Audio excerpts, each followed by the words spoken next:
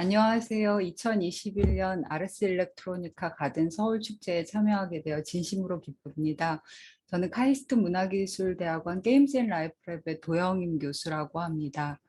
저는 게임을 연구하는 심리학자인데요.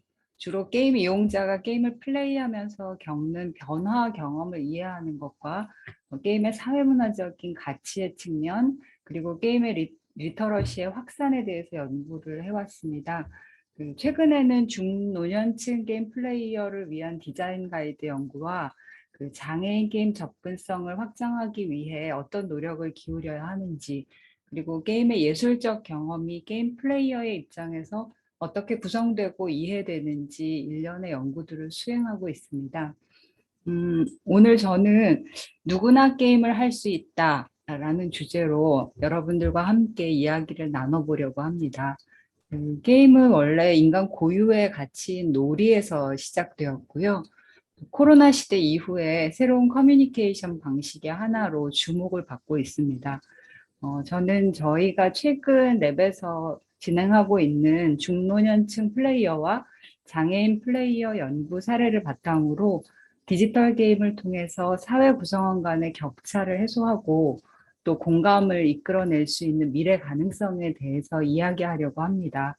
그리고 모든 커뮤니티 구성원의 더 행복한 삶을 위해서 게임 접근성 및 게임 리터러시에 대한 사회적 인식이 향상될 필요가 있다는 것을 제안하고자 합니다. 사실 우리가 게이머 혹은 게임 플레이어라고 하면 대부분 어떤 하나의 이미지에 대한 고정관념을 가지고 있는데요. 지금 이 페이지에 나와 있는 이미지는 제가 구글 포탈에서 게이머라는 단어를 입력을 하고 그 게이머라는 단어에 대해서 어떤 이미지들이 탐색이 되는지를 확인했던 페이지입니다. 자세히 보시면 알겠지만 이 게이머라는 사람들이 갖고 있는 아주 전형적인 이미지의 예시들을 보여주고 있는데요. 대부분의 20대 남성, 그 다음에 여러 가지 게임 기기라든가 장비를 둘러싸고 있고 조금 다소 어두운 방 안에 있는 그런 친구들이라고 상상하는 것이 대부분의 사회적 고정관념입니다. 조금 더 자세히 들여다보면 각 개인별로 그 게임을 플레이하는 여건이나 상황이 좀 다르긴 한데요. 첫 번째 사진을 보면 진짜로 어두컴컴한 방에서 게임에 엄청나게 몰두하고 있는 모습, 그리고 다른 사람들과 상호작용하지 않은 채 게임 콘텐츠만 바라보고 있는 모습을 우리가 볼 수가 있습니다. 또 두 번째 사진을 통해서 보면 최신 기기나 장비들을 방 안에 가득 채우고 그 안에서 그 게임의 그 인터페이스 안에 거의 들어갈 듯이 몰두하고 있는 장면을 생각할 수도 있고요. 세 번째 장면은 사실은 게임을 하지 않는 사람들이 게임을 몰두해서 플레이하는 사람들을 바라볼 때 도대체 저 표정은 어디에서 나오는가라는 거를 보여주는 그런 장면이기도 합니다. 그런데 실제로 우리가 게이머들을 20대에 좀 외롭거나 고립된 사람들, 그리고 어떤 골방에 혹은 어두컴컴한 환경에서 플레이하는 사람이라고 바라보는 고정관념을 넘어서서 실제 그러면 어떤 사람들이 게임을 하고 있는가라고 물어보면 우리의 예상과는 상당히 다른 많은 사람들이, 그리고 누구나 게임을 플레이하고 있다는 것을 알 수가 있습니다. 실질적으로 게임이라는 매체는 단순히 시간 때우기나 그냥 재미만을 위한 것이라기보다는 실질적으로 게임이 진화하면서 사회적인 역할과 가치가 확장이 되고 있어서요. 마치 우리가 친구들과 함께 극장에 가거나 혹은 책을 같이 읽고 어떤 생각을 하게 됐는지, 어떤 감정을 느꼈는지를 함께 이야기 나누는 것과 마찬가지로 게임 플레이어들은 게임 경험을 통해서 우리의 삶을 풍요롭게 하고 새로운 경험을 얻기도 하고 그 안에서 가치 있고 의미 있는 경험들을 함께 나누기도 합니다. 실질적으로 이제 통계 수치를 좀 찾아보면 상당히 많은 중노년층의 사람들이 게임을 즐기면서 플레이를 하고 있고 또 그 숫자들도 해마다 늘어나는 현상을 볼 수가 있습니다. 그것은 국내뿐만이 아니라 해외에서도 마찬가지인데요. 실질적으로 40%에서 50%의 50세 혹은 60세 이상의 중노년층 분들이 게임을 즐기고 있고, 단순히 게임을 즐기는 것을 떠나서 그 게임의 경험이 지적인 자극과 도전을 제공한다라고 설명하기도 합니다. 또 한편에는 상당히 많은 장애를 가진 게임 플레이어 분들이 게임을 즐기면서 생활을 하고 있는데요. 사실 국내에서는 그 장애인 게임 플레이어에 대한 통계가 제대로 이루어지고 있지 않아서 그 숫자를 찾기는 좀 어려운 상황이었습니다. 이러한 부분들은 앞으로 연구가 굉장히 많이 이루어져야 될 부분인데요. 해외의 경우에는 그 장애를 경험하는 분들 중에 대다수가 어려움에도 불구하고 게임을 플레이하고 계시고, 또 우리가 모바일 기기를 통해서 쉽게 접근할 수 있는 캐주얼 게임의 경우 20% 이상의 분들이 장애인 플레이어라고 보고가 되고 있습니다. 사실 우리가 장애인이라고 하면 굉장히 나와 동떨어진 경험을 가진 사람이라거나 이런 사회적인 고정관념을 가지기가 쉬운데요. 사실 장애는 누구나 경험할 수 있고, 우리가 나이를 들어가면서 신체적인 기능 변화를 겪거나 어떠한 사건이나 사고를 경험하게 되면서 우리의 의지나 선택과는 상관없이 장애의 경험을 하게 되는 경우가 있습니다. 실제로 제 경우에도 저희 어머니가 이제 40세 이후에 그 심장질환에서 기인한 뇌졸중으로 장애의 경험을 겪으시고 오랫동안 장애 경험을 가지시게 됐는데요. 사실 처음에 장애인이라는 그 경험을 받으셨을 때는 그거를 내적으로 소화하시기가 굉장히 어려웠고, 거동이 불편해지셔서 휠체어를 타고 밖으로 나가려고 하면 나가는 순간부터 그 도로를 넘어가는 게 어려울 뿐만 아니라 사람들이 바라보는 시선 때문에도 어머니가 굉장히 마음 아파하셨거든요. 그런데 어머니가 그로부터 한 10년 정도가 지나서 60세에 가까워오는 시간이 되었을 때 어떤 말씀을 하셨냐면, 영희마, 내가 이제는 휠체어를 타고 다니는 게 별로 부끄럽지 않다. 그런 말씀을 하시는 거예요. 그래서 엄마 어떻게 그렇게 생각이 바뀌었어요? 그랬더니 그 병원에 가보면 세상에 아픈 사람들이 굉장히 많고, 나도 그런 사람 중에 한 명이고, 또 내 또래 분들, 그러니까 내 또래 60대 전후의 사람들이 다들 어딘가 나이가 들어가면서 아프기 시작하는데 나는 그거를 조금 더 일찍 겪었구나라는 생각이 든다고 말씀을 하셨어요. 마찬가지로 우리가 지금은 굉장히 건강한 사람이라고 스스로 믿고 생활하지만 언제 어느 시점에 나이가 들어가면서 신체적인 변화나 어려움을 겪게 될지, 아니면 우리가 예상치 않은 상황과 장면을 경험하면서 우리의 신체의 일부분이나 어떤 정서적인 측면이나 정신적인 측면에서 어려움을 겪게 될지 알 수가 없습니다. 그래서 사실 누구나 게임을 할 수 있도록 하는 환경을 바꾸는 것, 이러한 것들은 단순히 이제 소수의 비율로 계신 장애인분들을 위한 것이다라고 생각하는, 굉장히 제한되고 협소한 틀에서 생각할 것이 아니라 결국 나이 들어가는 우리의 미래, 그다음에 언제든 사건과 사고와 그런 경험을 할 수 있는 가능성에 노출되어 있는 위험 사회에 처해 있는 우리 모두의 문제이기 때문에, 사실은 우리 미래를 더욱 즐겁게 만들기 위한, 그리고 우리의 미래를 더 행복하게 만들기 위한 노력의 일환이라고 볼 수도 있습니다. 그 누구나 게임을 할 수가 있고, 또 게임은 모두를 위해서 존재한다라고 얘기가 되고 있지만, 사실 실제로 그 게임을 플레이하는 분들을 만나보면 우리가 상상하는 것보다 훨씬 더 다양한 분들이 다양한 방식으로 게임을 즐기고 있다는 것을 알 수가 있고요. 특히 이제 중노년층 플레이어나 그 장애를 가진 분들이 게임을 할 때는 그 게임 자체가 가지고 있는 자발적이고 내가 세상을 통제할 수 있다라는 느낌을 주는 경험 때문에 그 경험을 그 비장애인 그룹에 대해서 비교해서 훨씬 더 크게 가질 수 있음에도 불구하고 그 실질적으로 눈에 보이거나 보이지 않는 장벽들이 많이 있다는 것을 알 수가 있습니다. 저희가 지금 중노년층이나 그 장애인 플레이어들에 대해서 연구를 하는 이유는 사실은 이러한 장애물들이 물리적인 장애물도 있고 또 우리가 생각이나 어떤 지식이 부족한 그런 것 때문에 벌어지는 장애물들도 있는데요.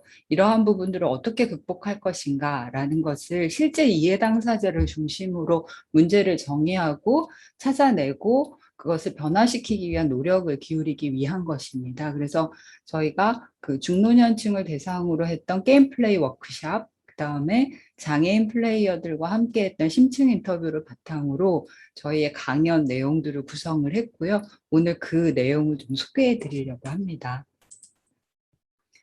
그 중노년층 게임 플레이어를 위한 게임 플레이 워크숍은 두 개의 기관하고 협력을 해서 진행을 했는데요.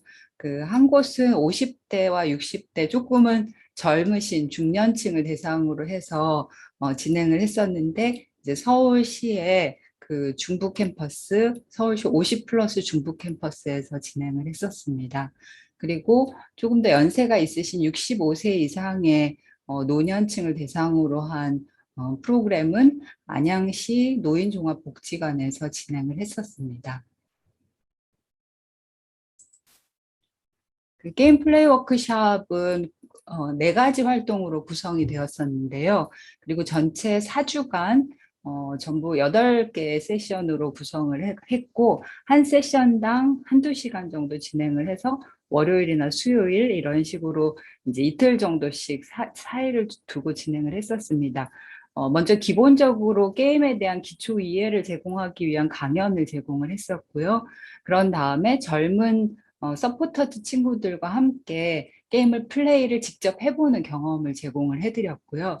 그 플레이를 마친 이후에는 그 플레이를 하면서 어떤 감정과 생각을 느끼셨는지를 함께 이야기를 나누면서 그 감정을 명료화하는 디스커션을 하게 하고 그 다음에 전체 한 달 동안의 세션이 마감이 된 이후에는 그 워크숍에 참여하셨던 전체 구성원들과 함께 이 워크숍을 통해서 배우고 느끼고 생각한 것들 그리고 앞으로 이 게임 경험들이 더 개선되기 위해서 중노년층을 위해서 제안해야 될 점들 이러한 부분들을 포커스 그룹 워크숍을 진행을 했었습니다. 그 경험을 분석한 것을 바탕으로 저희가 모바일 게임 디자인 가이드를 만들었는데요. 그 게임 워크숍에 참여하셨던 참여자분들의 경험을 긍정적인 경험하고 부정적인 경험으로 나누어 보고요. 그 긍정적인 경험은 좀 확장을 하고 부정적인 경험은 좀 줄일 수 있기 위해서 게임 디자이너들이 어떤 고려를 해야 하는지를 제안하는 내용으로 구성이 되었습니다. 그리고 게임 경험은 사실 굉장히 복합적인 경험으로 이루어져 있기 때문에 해당 경험들을 범주로 구분을 해서 구획한 차원들을 나눠서 인지적이고 신체적인 요인들, 그다음에 심리적이고 사회 정서적인 요인들, 그리고 소비 행동, 그다음에 게임을 다운받아서 플레이하고 구매하고 또 그 나중에 어떤 지불하는 그 전체 과정과 관련된 그 소비 과정과 관련된 요인들을 포함해서 그 시작할 때부터 끝날 때까지 전 사이클에 걸쳐서 시청각적인 측면의 요인이라던가 인터페이스가 어떤지 또 동작과 관련된 부분은 어떠한 도움이 필요한지 게임의 규칙이나 이야기나 캐릭터의 구성 그리고 실질적으로 게임을 플레이하면서 어떠한 효용이나 가치를 느끼는지 그리고 사회적인 측면들 이런 다양한 측면들을 저희가 좀 들여다봤습니다. 그래서 보통 이제 인터뷰에 참여하셨던 그 중노년층 플레이어 분들이 답변한 내용을 보면은 이제 예를 들어 브롤스타즈 같은 모바일 게임을 했을 때 그 게임 화면 내에서 어떤 나의 팀 멤버랑 그 적군의 팀 멤버를 구분하기가 참 어렵다라는 말씀을 하셨을 때 이제 실질적으로 목표로 이렇게 향해 가야 되는 그런 목표가 되는 게임 오브젝트에 대해서 더 뚜렷하게 확인하거나 그것이 무엇이다라는 걸 인지할 수 있도록 이제 강조해서 그 부분을 보여드려야 된다라는 제안으로 연결시키거나 또 스토리와 관련해서 그 셀리의 법칙 같은 스토리는 굉장히 가슴이 이렇게 따뜻해지는 이야기다라고 이야기가 되는 반면 또 롱 저니 오브 라이프라는 그 인생은 긴 여행이라는 작은 모바일 게임인데요. 거기에 보면 노년기가 인생 전반을 이렇게 보여주는 데에서 되게 짧고 굉장히 우울한 모습으로 그려지는데 실제 노년기는 그렇지 않고 굉장히 다양하고 다채로운 경험이 많은데 게임 디자이너 분들이 젊다 보니까 그 노년기의 다채로운 삶의 경험을 다 담지 못한다라는 제안을 주시기도 하셨어요. 그래서 이런 방식으로 우리가 파티시펀트, 그러니까 게임 이용자들의 실제 경험에 대해서 이야기를 경청을 하고 그 이야기의 핵심으로 나오는 테마들을 확인을 한 다음에 각 테마별로 필요한 가이드, 어떠한 변화를 추구하거나 어떠한 개선을 하는 것이 필요하다 제안하는 방식으로 게임 디자인 가이드를 작성을 했고요. 실제로 저희가 전체 가이드를 구성을 한 것은 38가지 긍정적인 경험과 58가지의 부정적인 경험, 그리고 이러한 긍정적인 경험과 부정적인 경험을 바탕으로 전부 45개의 디자인 가이드를 제안하는 연구를 진행을 했고요. 실제 이 전체 가이드의 내용은 여기 저희가 레퍼런스로 담아 있는 연구 논문에 이미 출판이 되어 있는 상태입니다. 그래서 이 연구 논문을 찾아보시면 상세하게 내용을 아실 수가 있는데 이 가이드의 내용은 전체 연구 과제에서 이제 플레이어의 경험을 분석하는 연구로 일부분이고요. 사실 3년 동안 진행된 더 큰 과제의 결과물은 올해 연말까지 저희가 국문과 영문 디자인 가이드로 만들고 그것을 웹사이트의 형태로 출판을 해서 모든 사람들이 활용할 수 있도록 공개할 예정입니다. 그래서 상세 내용들은 그때 더 자세하게 보실 수 있을 거고요. 저희가 그 중노년층 게이머들을 만나거나 혹은 게임을 이제 처음으로 해보시는 시니어분들을 만나면서 게임 플레이 경험에서 어떤 인사이트를 얻었는지를 좀 정리를 해봤습니다. 그 사실 중노년층이라고 하면 사람들은 그냥 다 똑같은 분들, 그냥 하나의 어떤 선호를 가진 분들이라고 생각하기가 쉽습니다. 그런데 실제로 게임 플레이를 해보면 그 각 시니어 분들마다 좋아하거나 선호하는 게임이 굉장히 달라요. 그래서 굉장히 다양한 장르의 게임을 실제로 한번 해보시고 그 중에서 선호하는 걸 고를 수 있도록 도와드리는 것이 굉장히 중요합니다. 그리고 그 게임이 실질적으로 나에게 굉장히 긍정적인 영향과 가치가 있다는 걸 알면 알게 될수록 그 게임을 플레이하는 경험에 대해서 더 신뢰하고 더 가치 있다고 믿기 때문에 그 경험이 또 다시 긍정적으로 되먹임이 되어서 그러한 정보, 지식들을 더 정확하게 전달해 드리는 것이 매우 중요하다는 걸 알게 되었고요. 사실 그 중노년층의 게임 플레이어들은 지나치게 경쟁적인 게임보다는 그 사회적인 관계에 대한 게임들을 즐기는 걸 좋아하시고 또 게임을 통해서 젊은 세대를 이해한다거나 게임을 통해서 다른 사람들하고 연결된다는 느낌 자체를 굉장히 좋아하시는 걸 저희가 발견할 수가 있었습니다. 그래서 혼자 게임을 하시고 그 기기와만 상호작용을 하는 것이 아니라 이제 주변에 있는 사람들 혹은 다른 세대의 게이머들하고 함께 플레이할 수 있는 여건이나 상황을 만들어 드리는 것이 굉장히 중요하다는 걸 저희가 알게 되었고요. 그다음에 마지막으로 그 젊은 세대의 경우는 아예 태어날 때부터 디지털 기기와 함께 성장했기 때문에 게임을 플레이하는 법을 누구한테 일부러 배울 필요가 없습니다. 그렇지만 이제 중노년층의 게임 플레이를 처음 시도하시는 분들의 경우에는 과거의 학습 방식은 대부분 책을 통해서 혹은 매뉴얼을 통해서 차근차근 단계를 밟아서 학습을 해오셨기 때문에 실제로 처음에 게임을 플레이하는 과정에서도 그런 방식으로 어떤 매뉴얼이 없는가 혹은 안내하는 방식이 없는가를 많이 물으시거든요. 그래서 저희가 시니어분들을 위해서 게임 플레이 워크숍을 기획을 할 때는 그 게임 하는 과정과 절차를 차근차근 설명해 드리는 그러한 매뉴얼도 굉장히 중요하구나라는 것을 이해할 수 있게 되었습니다.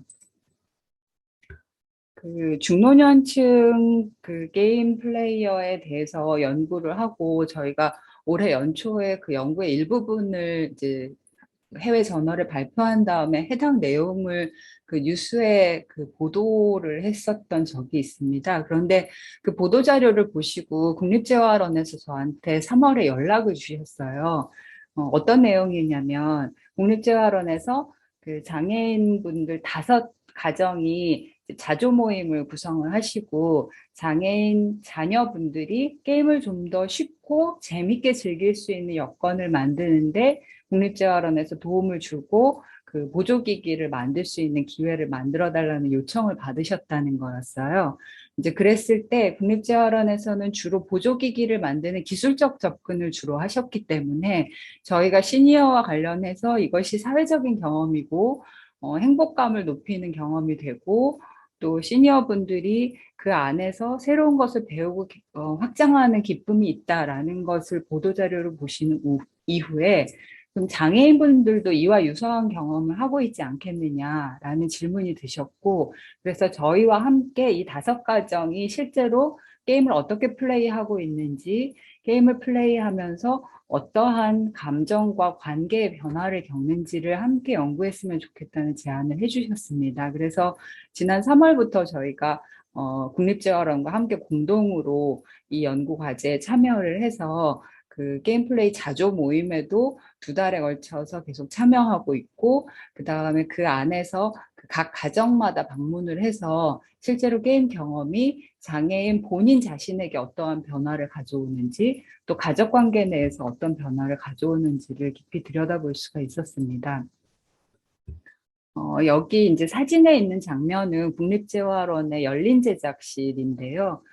그 보조기기를 만들고 제작하는 방인데, 그 안에서 그 2번에 걸쳐서 4주 동안 그 게임 기기, 보조기기를 개발하기 위한 자조 모임을 진행을 하면서 플레이 미팅을 했습니다. 그 플레이 미팅을 하는 동안에 각 가정별로 그 장애인 자녀들이 선호하는 게임이 무엇인지, 그 다음에 그 게임을 플레이하기 위해서 어떤 기기나 보조 도구나 인풋 시스템 같은 것들이 필요한지, 그리고 실제로 그것을 프로토타입으로 만들어서 시연을 해보면서 경험이 변화되거나 이 게임을 제어하는 것이 훨씬 더 쉬워지는지, 그리고 각자마다 굉장히 장애의 속성과 그 어려움의 정도가 다르기 때문에 각 가정마다 필요한 것들이 무엇인지를 발견하기 위한 관찰을 계속하게 되었고요.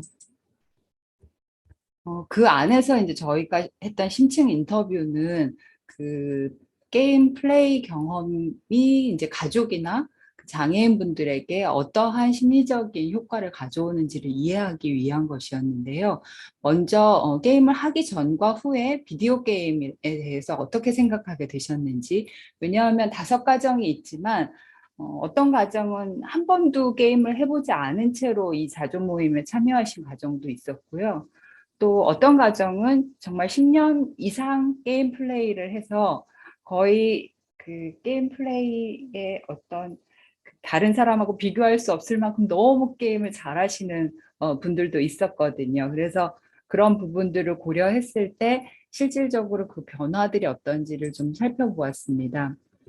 인터뷰는 첫 번째 인터뷰는 줌을 통해서 원격으로 진행을 했었고요. 2번째 인터뷰는 저희가 가정에 직접 방문을 했는데 5가정이 모두 중증 뇌병변 장애를 겪고 있는 분들이라서 실제 언어를 통한 의사소통은 좀 어려운 상황이었습니다. 그래서 AAC라는 저희가 보완대체 의사소통 도구에서 활용하는 상징판을 활용해서 인터뷰를 하고 가능한 그 실제 플레이어들의 의견을 들어서 게임의 경험이라던가 삶의 질이라던가 가족 관계나 사회적인 지지 만족도를 보려고 접근을 했었습니다.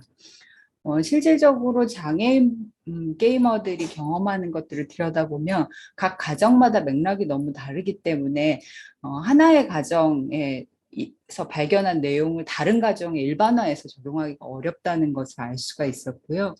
또 어떤 하드웨어나 소프트웨어 같은 기기적인 측면에서의 어떤 제한뿐만이 아니라 부모님들이 게임을 잘 모르는 경우 게임에 대해 이해할 수 있을 수 있도록 도와드려야 되는 부분, 그다음에 굉장히 다양한 게임 중에서 내 자녀에게 잘 맞는 것, 내 자녀의 역량과 훈련 수준에 표현될 수 있는 그런 게임들을 찾는 것이 굉장히 중요해서 지금 저희가 국립재활원하고 그다음에 거기에 포함되어 있는 프로그램에 포함되어 있는 전문가 그룹 그리고 가족 구성원들과 함께 저희가 지난 몇 달 동안 관찰한 내용을 가이드로 만들어서 작성해서 배포하려고 지금 작업 중에 있습니다.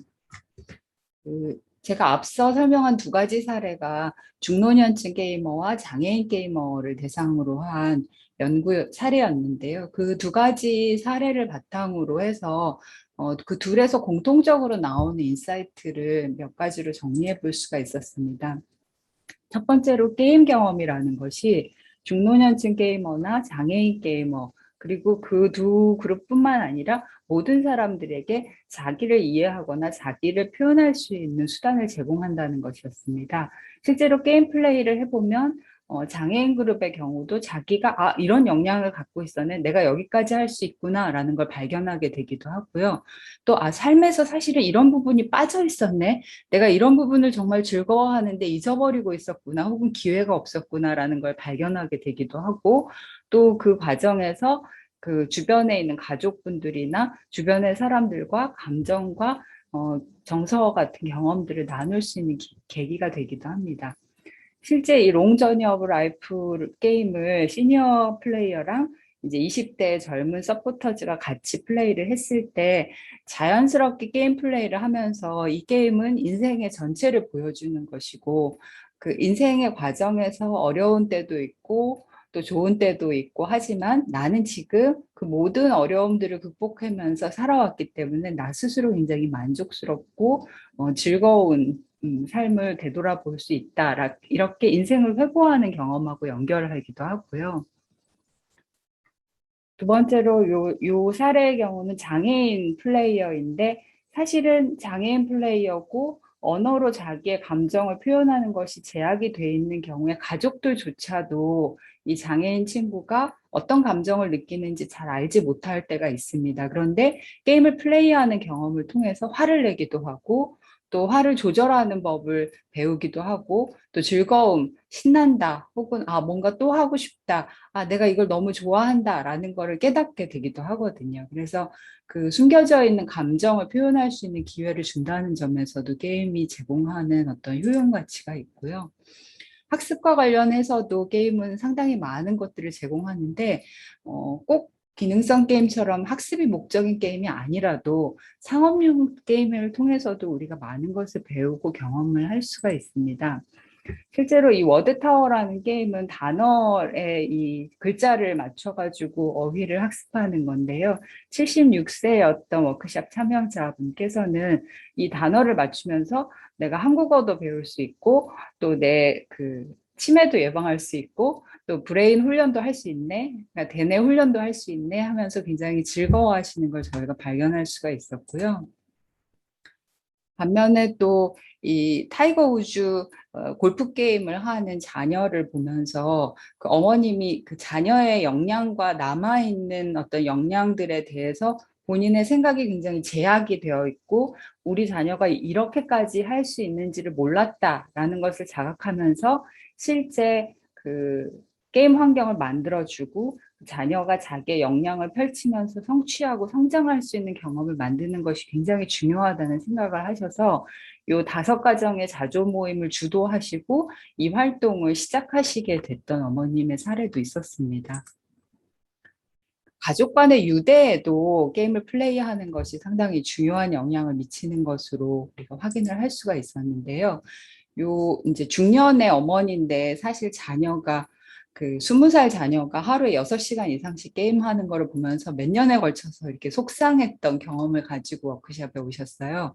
근데 막상 본인이 게임을 해보니까 이게 너무 재밌고 하다 보면 중간에 그것을 끊을 수가 없고 다 끝내고 나야만 대화를 할 수 있고 이런 상황을 깊이 이해하시게 되면서 이게 게임을 하는 것이 결국은 내 자녀의 경험, 자녀 세대의 경험을 이해하는 것과 관련되어 있구나라는 것을 이해하시게 되셨고요. 또 이제 장애를 겪고 있는 가정에서 이제 형제를 둔 분이었는데요. 원래 동생은 이제 형이 맨날 아프다고 생각하니까 형이 할 수 있는 것이 그렇게 많다라는 생각을 못 하고 있었던 거예요. 근데 실질적으로 게임을 같이 플레이하면서 우리 형이 나보다 이런 거는 더 잘할 수 있네. 아, 우리 형이 게임을 하면서 이렇게 즐겁게 웃네? 라는 걸 발견을 하게 되면서 이 형제 간에 공통으로 같이 뭔가를 할 수 있는 경험을 나누기도 했었거든요. 이와 더해서 가족 내부에만 그런 경험을 나누는 것이 아니라 최근에는 온라인 게임이 가능하기 때문에 온라인 상황에서 사회적인 확장을 경험하는 경우도 있었습니다. 그 50대이셨던 중년층 참여자는 브롤스타즈 게임을 하시면서 사실은 전 세계에 있는 젊은 사람들하고 게임도 같이 하시고 그 안에서 아, 이게 게임이라는 것이 내가 전 세계 사람들하고 만날 수 있는 하나의 소통 채널이 될 수 있구나라는 걸 깨닫기도 하셨고요. 또 한편에서는 장애인은 보통 직업을 할 수 없다라는 고정관념이 있는데 게임 플레이하고 배틀그라운드에서 다른 플레이어들과 만나고 또 그 게임 플레이를 방송하는 그 스트리머의 모습을 보면서 아, 나도 나중에 스트리머가 되고 싶다라는 꿈이 생기기도 하고 또 게임을 하면서 스트레스 받았던 것을 학교에 있는 친구들하고 같이 이야기 나누면서 감정을 해소하기도 하고 이런 관계들을 볼 수가 있었습니다. 그 과정에서 우리가 게임이 우리가 첫 장면에 보여드렸던 것처럼 사회적으로 고립된 고정관념처럼 혼자 게임을 하는 것이 아니라 실질적으로는 굉장히 많은 사회적인 관계가 게임 안에서 이루어지는 것을 확인할 수가 있었습니다.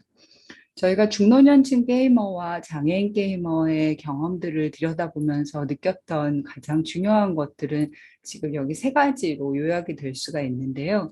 첫 번째는 보통 게임의 접근성이라고 이야기를 하면 소프트웨어를 어떻게 기획하고 개발해야 되는지, 하드웨어를 어떻게 전달해 줘야 되는지에 주목해서 바라보는 경향성이 있습니다. 그런데 실질적으로 저희가 각 가정을 들여다보거나 시니어분들하고 만나서 경험을 한 바에 따르면 주변에서 함께 해주는 플레이어들이 있을 때, 그리고 어려움을 같이 넘어갈 수 있도록 이제 그 이해를 도와줄 수 있는 지식과 정보가 제공될 때, 그리고 많은 사람들이 실질적으로 직접 같이 하면서 참여할 수 있을 때 게임 경험이 훨씬 더 가치 있고 의미 있는 것으로 확장되는 것을 볼 수 있었거든요. 그래서 기술적인 접근성뿐만 아니라 인력이라던가 사회적 지지 체계 안에서 이러한 것들이 다 연결될 수 있는 활동들을 구성하는 것이 매우 중요하고요. 그다음에 각 가정에서 그 되게 복잡하고 고가의 게임 세팅을 다 갖추기는 사실은 쉽지가 않습니다. 그리고 게임의 종류가 너무 다양하고 하드웨어, 소프트웨어도 너무 다르기 때문에 누구에게 어떤 게임이 맞는지 선택하는 과정조차도 굉장히 어렵거든요. 이제 그런 면들을 고려했을 때 그 커뮤니티 내에 어떤 특정 공간에서 다양한 게임들을 테스트해보고 선별할 수 있도록 도와주고 그 사람들한테 필요하고 적합한 게임들을 연결시켜 줄 수 있는 그러한 자원들이 제공될 필요도 있을 것 같습니다. 사실 제가 제 강연의 내용을 누구나 게임을 할 수 있다라고 제목을 붙였었는데요. 거기에 더해서 우리가 한 가지 간과하면 안 되는 것은 우리 누구나 노인이 될 수 있고 우리 누구나 장애인이 될 수 있습니다. 결국 게임을 통해서 조금 더 행복하고 조금 더 즐겁고 조금 더 풍요로운 경험을 제공할 수 있도록 사회적인 여건을 조성하는 것은 우리 자신의 미래를 위해서 더 나은 커뮤니티를 구축하고 더 나은 사회적인 환경을 만들어가는 것과 연결되어 있는 활동이라고 저는 생각을 하고 오늘 저희가 보여드린 사례는 굉장히 제한되어 있지만 앞으로 이런 사례들이 조금씩 더 확장되면서 서로에 대한 이해와 공감대가 더욱 커져 갈 수 있기를 바랍니다. 제 강연은 여기까지로 매듭 짓도록 하겠습니다. 저희가 연구하는 것은 사실 여러 곳에서 지원을 받아서 진행을 하고 있는데요. 문화체육관광부와 한국콘텐츠진흥원에서 지원을 받는 사업의 일부, 그 다음에 그 보건복지부에서 지원하고 있는 R&D 프로젝트의 일부분을 통해서 저희가 활동을 설계하고 지원하고 있는데 이러한 연구들이 조금 더 장기적으로 이어져서 사회적으로 어려움을 겪고 있는 분들한테 더 많은 지원과 자원이 제공될 수 있는 여건이 앞으로도 계속 이어져 나가기를 기대합니다. 감사합니다.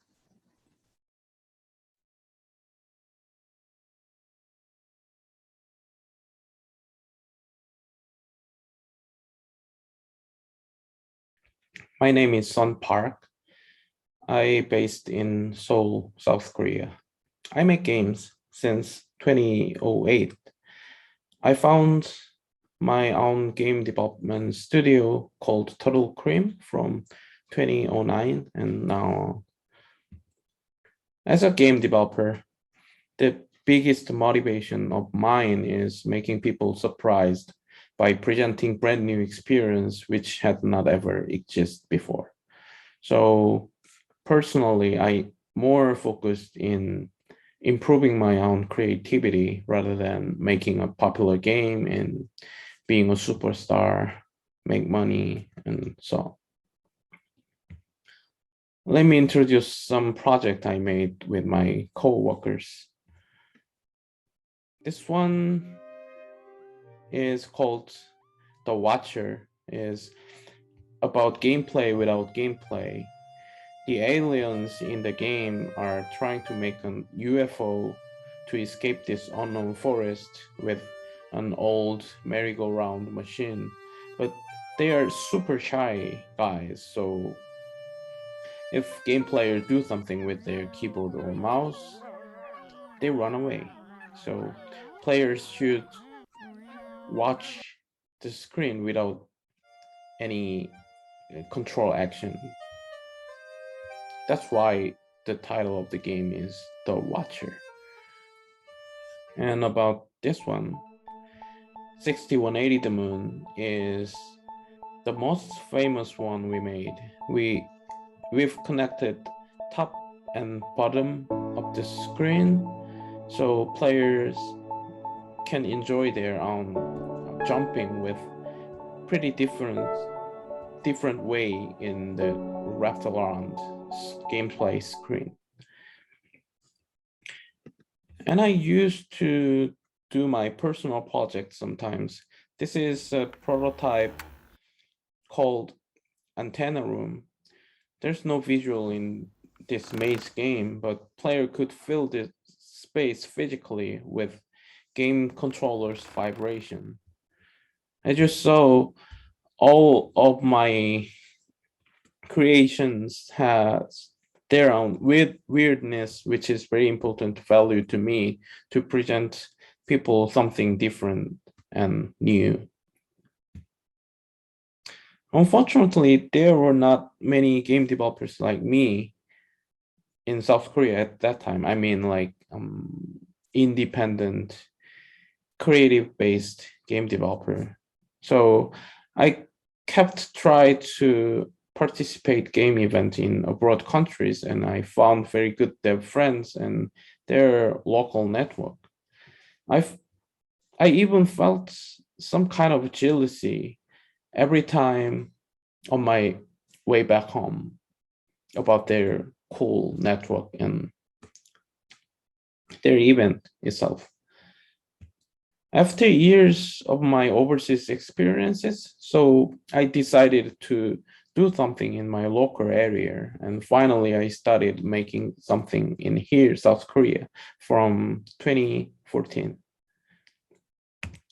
At first, I studied Out of Index, an international experimental game festival in summer 2014. In GDC, the most biggest game developer conference in the world, which used to held in San Francisco, there is a session called Experimental Gameplay Workshop. It's for showcasing crazy experimental game prototypes, and fortunately, I presented my past game 6180 The Moon there in 2013. The atmosphere of the session was pretty nice to me. Everybody were ready to surprised by experiments from other developers, and the game which presented were totally inspiring. This experience was very big moment to me, and I wanted to share this experiences to people in South Korea in my own way. That's the beginning of the festival. The festival picks and showcases some experimental game prototypes. Our goal is encouraging people to do more experiment and helping developers who like experimental things find each other. This is the video festival highlight in 2019. The festival consists of two main parts, exhibitions and talks. People can try out each selected games and also talk with developer of the games. And also we publish text-based developer interview for deeper discussion with each developers.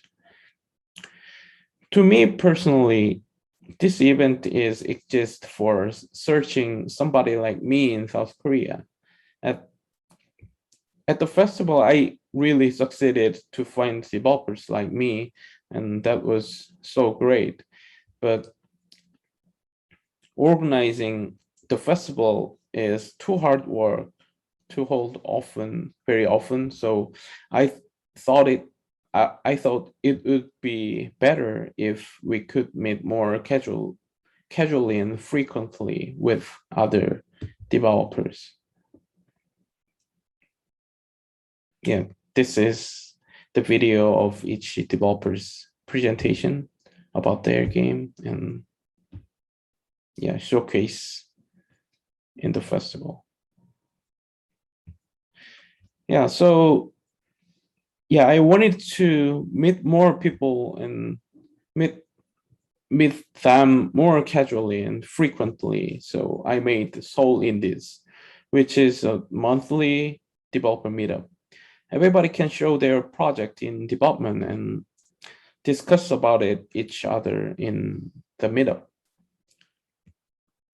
The meetup is basically bilingual meetup, both for Koreans and foreign people. And we used to have up to 5 presentations about each member's project, topic related with game, art, and culture.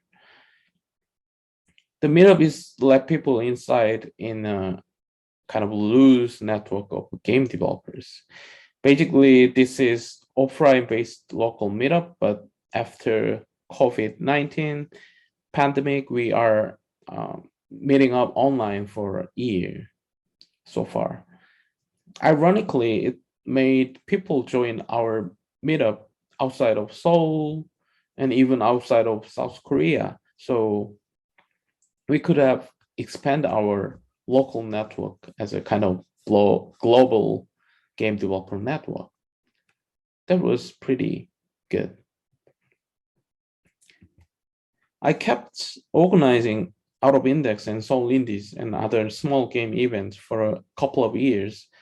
And of course, I'm very proud of myself and my co-organizers about that. But finally, I have felt a bit sick of showcasing others' games, not mine. So I really wanted to spend my effort more for my own creation than event I organized. So I founded a tiny game developer crew called Project 99 with people I met in Out of Index and Seoul Indies. This is not for a specific game event. This was for making experimental games every month. And the team made tons of tiny experimental games every month from December 2016 to May 2019. These are some parts of games what we made. This monthly project is officially paused, but we haven't made anything for over 2 years, unfortunately, because all members needed to focus in their own main project, include me. But yeah, for some years, we built pretty tight teamwork, and this experience taught me about the power of tight relationship between developers. So yeah, I do lots of things both as a game developer and as a event organizer, but these two are exist in the same philosophy. As a game developer, I always try to make brand new experiences which have not ever exist. And on the other hand, I keep making new types of developer network which have not exist here. So I think I'm a person like yeah, some kind of person who make something new every time. Game makes people fun, right? And that is the most valuable thing in game in normal. But making game is not actually fun, not always fun, like every kind of creations. But I think the game which was an enjoyable project to its developers could actually make people fun. And developer network helps developers could improve and also enjoy their own works in many ways. That's also why I build creator networks. As a developer, I need to make myself enjoy my own works through these kind of developer networks. That's why I make developer event, and game networks. My name is Yang Jing, and sometimes it's difficult for especially Europeans to pronounce, so people also call me Allison. And I work around game, but my job functions changes over time. Sometimes I write about games, sometimes I curate exhibitions, art exhibitions about game. And just this year, I finished my first game as a designer. So I'm always changing roles in between these things. That's why I wrote Game Art Me. But I thought about what I do, and I thought maybe the best way is to start as how everyone started. We always start as a player. And I was born in China, and in this particular part of China, maybe you heard it on the news. As you can see, this part of China is really, really far from everywhere, especially the ocean. I haven't seen the ocean until I was like 15.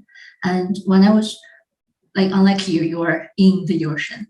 And when I was young, both of my parents have to work really hard. So I didn't get a lot of opportunities to go away to somewhere else.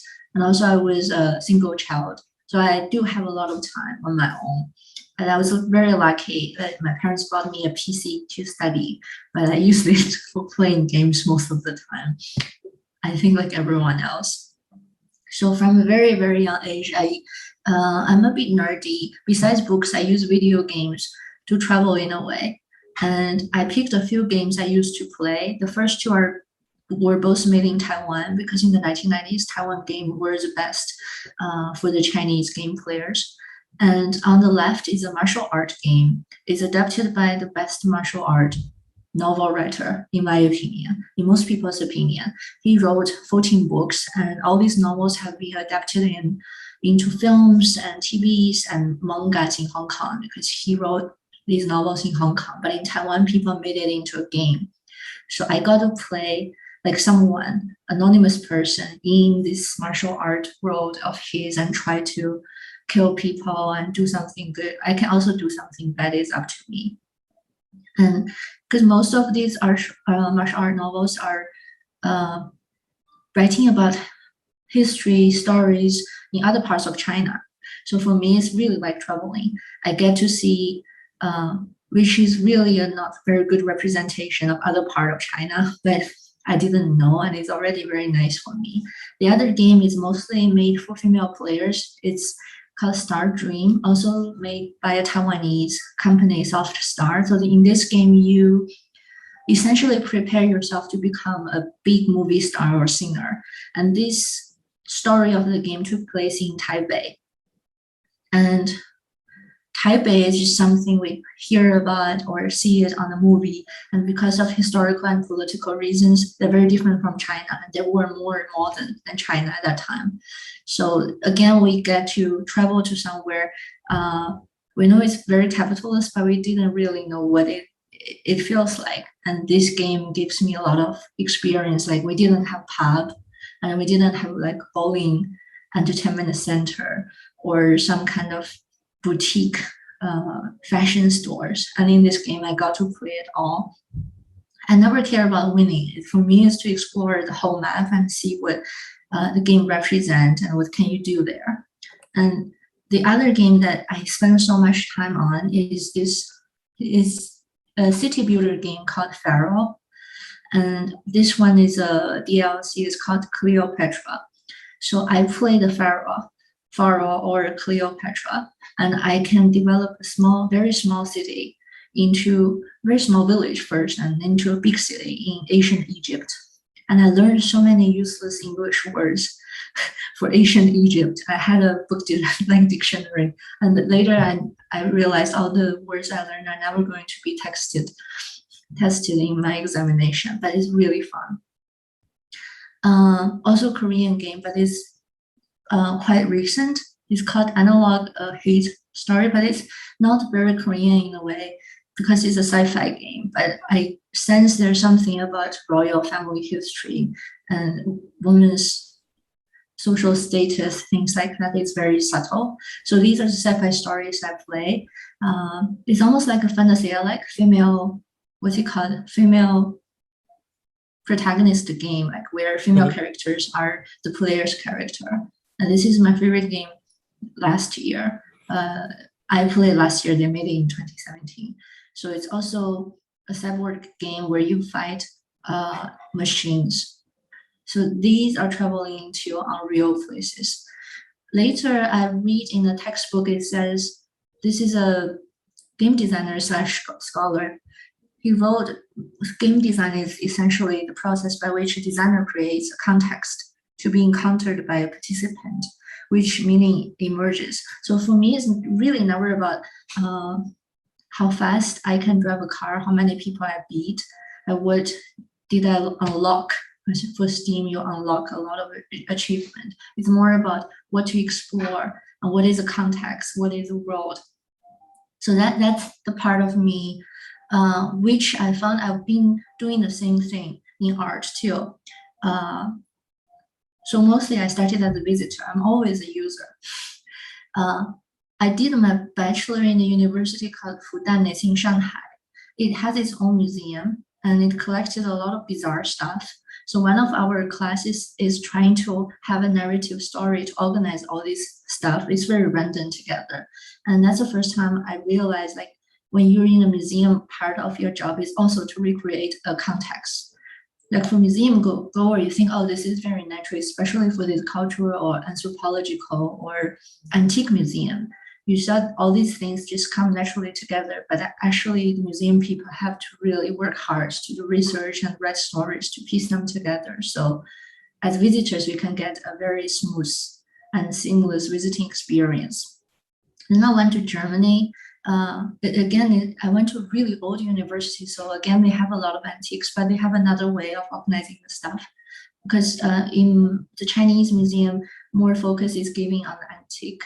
So we have to know a lot about the antique history, but in the German one, mostly it's about the German civilization or medieval German civilization. So it's a different angle of organizing similar stuff, but the entire context is changed. And this one I visited last time, before I visited Sun Studio, because it's on the way from Guangzhou to Seoul. I heard about, of course, we all heard about this artist all the time, but that art center really made me understand who he is as an artist. I think their installation is very good. And I think all of us weren't born in the age where TV is a big thing. We were born in an age where internet is a big thing. But this museum curation is pretty good. It somehow put me in like 1970s or 1980s. It's like time travel. A lot of contemporary art museums are doing that right now. Another thing impressed me is I really like an artist from Iraq, and I've seen his work everywhere in Europe because he was a refugee at the time. So he was received in many countries. And this one is a Belgium museum in Ghent is called SMAC Museum, and this one is Amsterdam Art Studio. And they presented essentially the same kind of work, but they told an entirely different story. Like this one is more about the traveling or the exile of a refugee. And this one is more about how a person who's left from his hometown forever and tries to recreate a fake memory to identify himself all the time. And all these things are very fascinating to me. It's sometimes the display of the artwork is more interesting than the artwork, but you don't really notice it. Sometimes as a visitor, your understanding and experience are invisibly shaped by these curatorial practices. Even if you see the same thing, you always get different experiences. And the last one gave me like the epiphany is this museum in Turin. It's the Egyptian museum.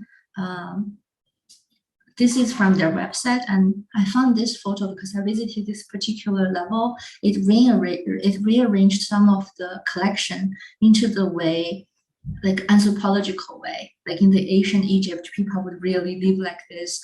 These things would be put here, and here would be some people, and maybe here is Sphinx. And when I was there, I felt like it's like deja vu. I didn't study anything about Egypt, but I think I know a lot. And suddenly I realized I played this game. Later, I did some research. The game designer of the Pharaoh, one of them or two of them studied ancient Egyptian civilization. They also hired experts as consultant. So they were doing a really good job to be correct, like historically correct, facts correct. And all these words I learned, I thought it's useless.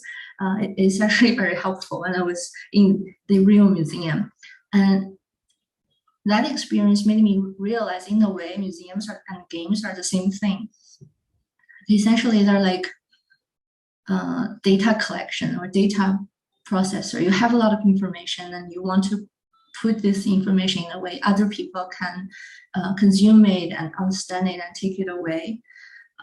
So I changed Eric Zimmerman's word, where I think curation is also the process by which not designer is a curator creates a context to be encountered by a visitor where meaning emerges. So it's both creating a context and also the visitors or the players engagement is very important. It's being emphasized here. And that has a very big impact on my understanding of making game. So I made this game with an artist in Hong Kong, Alan Kwan, last year. We were commissioned by a French art collection. Essentially, they, at the beginning, they want us to make a virtual museum, but I managed to convince the collections had like, if we can make a VR experience, why don't we make a gaming experience? Like for most people, game is more fun than pure VR thing. And he was convinced. So this is the game, and we have a very short trailer, which can give you a general sense of what this game is like. There was a mountain. On the mountain was a temple. In the temple was a monk. He told a story, and it goes like this. Hey there, finally a visitor. I can't believe I'm in Sophie Dupont's mind.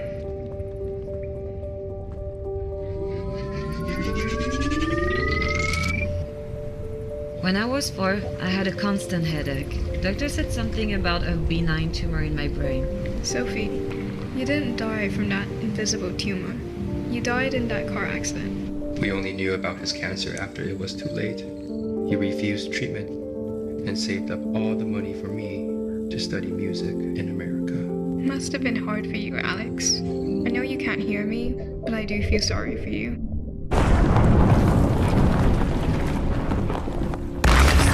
What are you doing? Who are you? I'm a forgetter. Sorry. I have to do this. Was it surprising that I ended up a nobody music teacher in my own high school?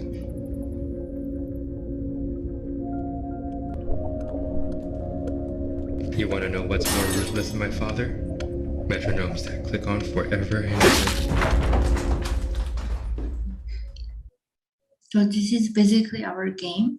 And as you can see, this game itself is in a fake future company.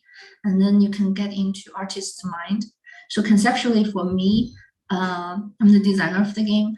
I thought of it as a museum. So this is the first level of the museum. And the museum is a future company and it has evil technology. And we have a lot of environmental storytelling to make you believe this thing really exists. And then this is a cage, is also a portal.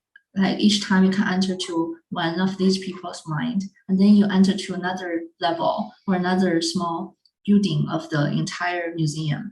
And each building represents the memory space of these artists. Actually, each level, it contains more than like 3 to 4, sometimes 5 small levels, and is represented by very unrealistic or hyper-realistic, surrealistic architectures, which is designed by Alan Kwan. And so for us, because he's also a professional artist, the entire process is like you go to a museum and you visit the first room and the second room and the third room. Only instead of looking at art, you try to break this art.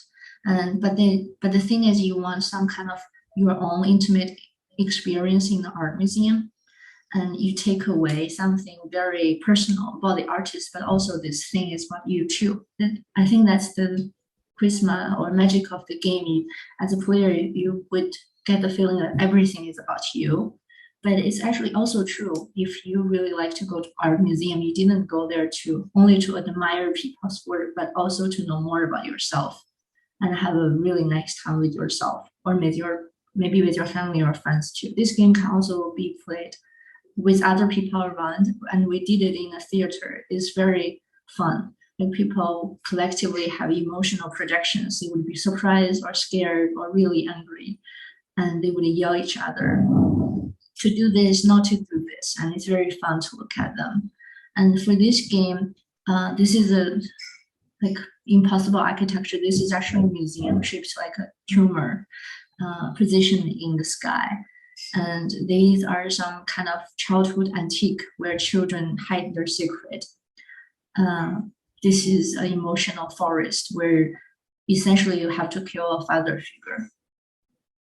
This is a fake IT company. And then we have to have like a museum collector or curator to get assets. In game is assets, in museum is artifacts. One is digital, one is real. Some of them we made it, some of them we bought it from Unity store. And this is like a digital version of an artwork. And most of them cost a lot of money. So I also use like my own, we need a like wedding photo or traveling photo. So I tricked my parents. These are my parents, they're free. Private domain, but free for me. So all of these come together and build up this fake museum in a way. Also, we made a lot of audios. The way I thought about it is like in a lot of museums, you also have audio aids, or audio is partially either artwork or something like to help you to understand everything. So we use that too. And we have a funny turn is that immediately after we finished the game production, the second day we went to a small art space in Hong Kong. It's called Present Project. This is the preparation phase. They prepared a small exhibition for our game. So our game is a game trying to simulate exhibition, and now the exhibition is trying to simulate a game simulation exhibition, and it's like a loop. And after that, we participate in several art or game festivals. It's really like Sun said, because in Hong Kong, when we made the game, it was the height of COVID-19, so it's really lonely. Mostly it's just us. But when we go to game festivals, you feel very, very connected, and you have a very direct interaction with other game designers or game students, or sometimes just pure players. They give you immediate feedback, and sometimes they can get more from our game than we plan to, but they also give very harsh and constructive critiques. At that time, you feel like this game is also like a portal. It connected you with other people. And I totally agree with Sun when he says game is fun. Making game is not always fun, but exhibiting game is really, really fun. That's the best part.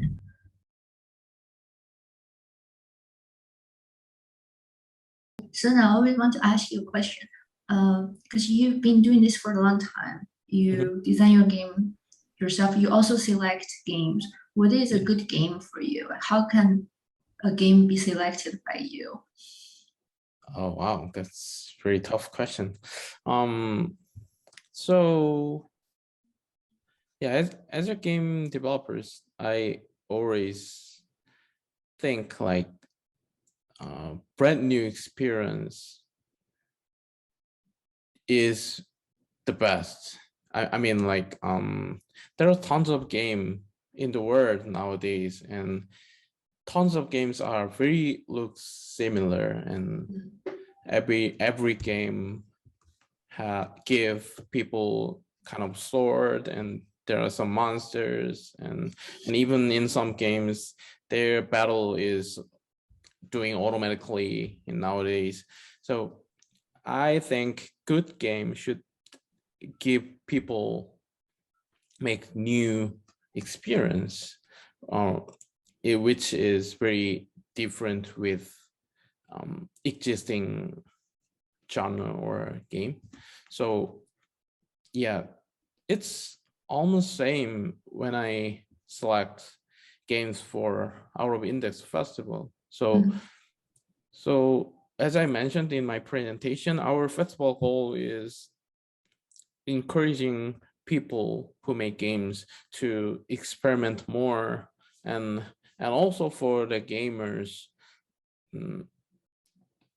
we want to give the gamers let them know how fun is trying new experience, not just like whether it's very polished or not. So yeah, the most important thing is Original. original experience by each games. Why do you call the festival Out of Index? I always want to ask that. Oh yeah.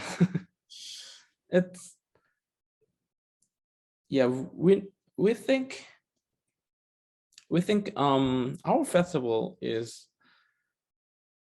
kind of thing between art and game industry.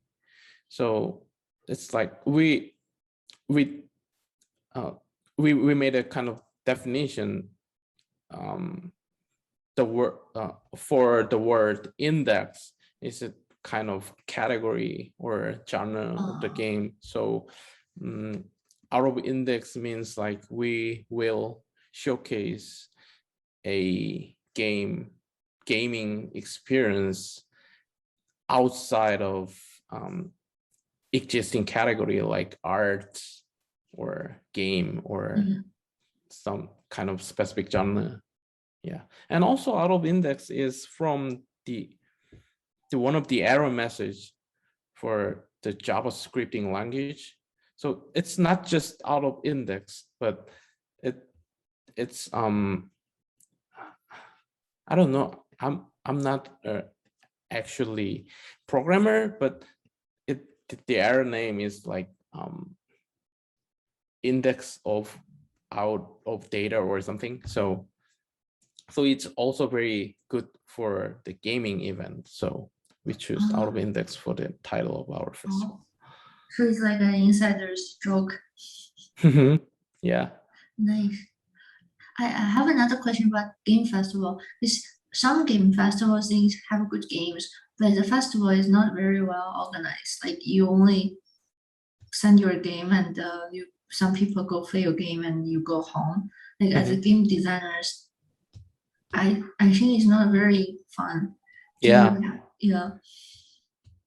I think for the game event, the most important thing is make make many chance as we could to explain creators' thinking about the game and also their philosophy which is melted in their digital games. So we used to have talk sessions with each game's creators, and also I think the most different thing of game as a medium than other kind of art things is like lack of explanation. I mean, like in the museum, there are tons of things. There are some paints, sculptures, sculpting things, and something more media art, in interactive kinetic art things, and also there is always explanation at the word, right? Because I think lots of legacy art pieces, for those kind of art pieces, explanation is very, very important about why this artist make this thing, and also what message they need to deliver to people.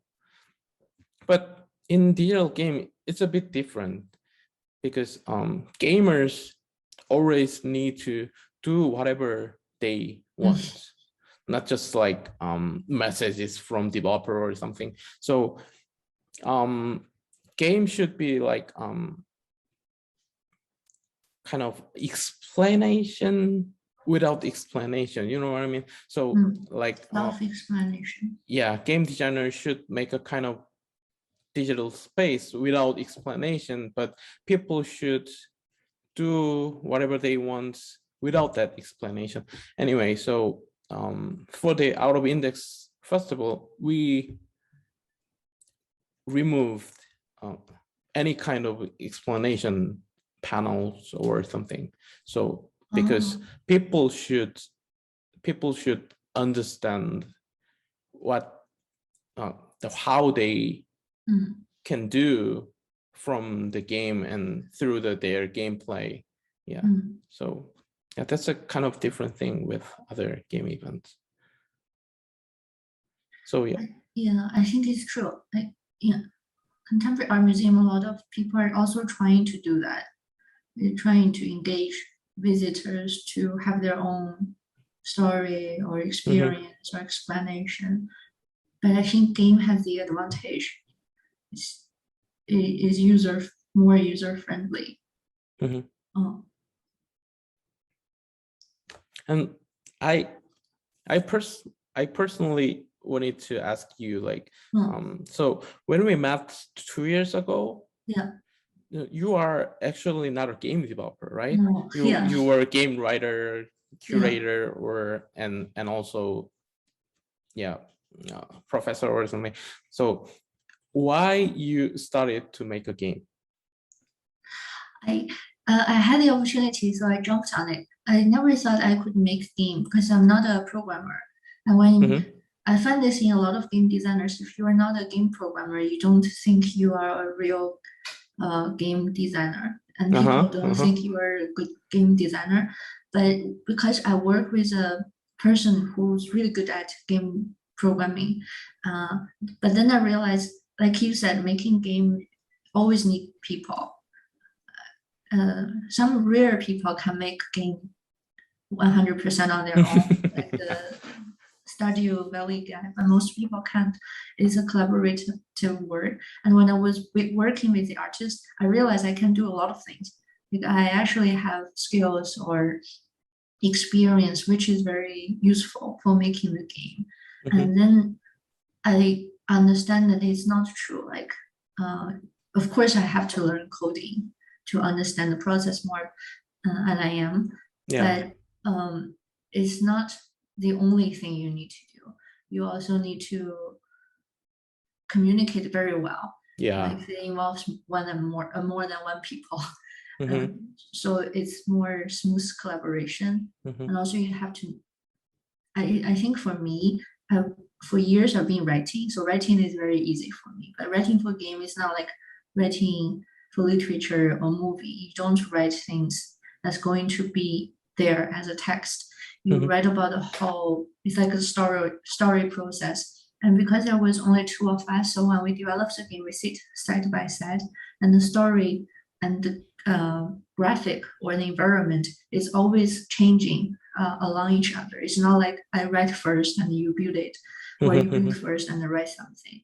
It's like if I want to change something, I have to discuss first and see what else. Like it's like a domino. If you change one thing, everything else is Yeah, yeah, changing. right. Yeah, so what do you prefer? Arts, art gallery exhibition, or game event exhibition? I, Both? I right now I like game fair more. Mm-hmm. Oh, but it's very challenging. Most of artists they have a ego, and it's not criticizing. It's just the artist thing, and they want to communicate their own message. Oh yeah, right. Yeah, they don't want other people to change it or like dominate. But once it's a game environment, once you finish production, I think you cannot control anything later. And this is a big challenge for the artist. And also for artists, it's a bit like indie programmer. You don't have a lot of money. So what do you design? A lot of art game is like a prototype. Yes, right. You don't have to polish, or the museum will do everything for you. You don't need to think, oh, is this game playable on an older or cheaper computer? Or can people who doesn't know English understand this game? You don't need to think about this. The museum will prepare for everything, but it's very controlled. Like, and as a visitor, you go to museum, it's not possible for you to play a game for 2 hours because there are other visitors, and most of the museum games are like 5 to 15 minutes long, and you don't take it home. But for other games, it's more polished. Yeah. And sometimes I feel artists they either don't like this or they're intimidated by this. Or maybe they just don't care. They want to project their own idea. They can use video game, but they can also use camera or installation. So game is not that important. Yeah, that's that. And also, I don't know about Korea. In China, people are still arguing if game is art. Is game art? Or can game be art?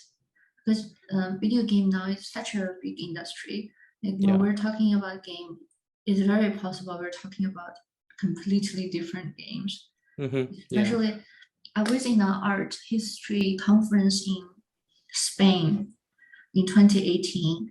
I have art historians. I don't know why she's really offended. She said, "Why do people talk about video games in art history conference?" If I think of it, I think it's really scary because it's corrupting people and it's very commercial. And her reaction is very, very emotional. For me, that's funny. And because she asked me, and I tried to identify with her feeling. I said, maybe it's like I'm in Spain, in a really pretty city near the ocean, but I don't know how to swim. So if I think of swimming, it's really scary. I think I will like sink and die. Honestly, I think like this because as I told everyone, our city, my hometown, is really far from the ocean. There's no need to learn swimming at all. Maybe the fear is that, especially for art historians, because they were dealing with very serious and ancient stuff. Yeah. So, I think, right, this generation is like a generation which trying to breaking the wall between game and art. Mm. Yeah, a game as an art medium. Yeah. So Yeah, that's why I think like your festival is really important because there are a lot of people already making not scary games in a way, but most of people don't know about it at all. Like their imagination about video game is the most popular ones. Yeah. The most popular ones are guns, footballs, cars, Mhm. and some of them have a lot of problems. So especially with people who have children, they are very cautious about it. I have friends who have children and they forbid their children to play game as the game is a monster, don't play it. And, but as even younger generation of children, I think they're born addicted to it. Is if you look at the game we played when we were young, the graphic cannot compare to anything with today. But Yeah. at the time, we're so addicted to it because it's full of potential and imagination, and it stimulates you. It's a very strong media. And today, everything is even more strong. I don't think children can resist that. So if you don't make people to believe that game can be helpful or stimulating or something. Mhm. Another question is, from running the indie festival Mhm. out of Index, do you find networking with game developers a fun job? So I found that like making creators network should be have a kind of layers. I mean, like so for me, Out of Index Festival is the first layer to find someone who like me as a creator, as a gamer, or as a media or something. And so in the festival, they especially in local venue, they could meet they could meet each other at the venue, and they of course they play same game, and that would be a kind of ice-breaking thing. So what do you think about this game, and what will you do if you are developer of this game as another game developer, and kind of discuss that could be make people close. And then the second layer is monthly meetup. Solely in this I'm running. So after found person at the festival, and they could meet again at the meetup and again to discuss each other's game and each other's other people's game, and also their game design philosophy. So they could keep touching through very loose network. And then the last layer would be a kind of developer crew like Project 99. So I also founded my developer crew with the people I found at the festival and meetup. So we could, and once we succeeded to make a kind of loose network, we could connect more each others if we want, as a kind of our artistic statement or something. So that kind of layering is very important to empowering the power of developers and creators connection network. So very rewarding. Personally, I never have designed those layers, but as time goes by, I made festival first and meetup and my developer crew. So that experience taught me like, this kind of layering is very important. It's nice talking to you. Good luck. Thank you for listening our talk. Bye-bye. Bye.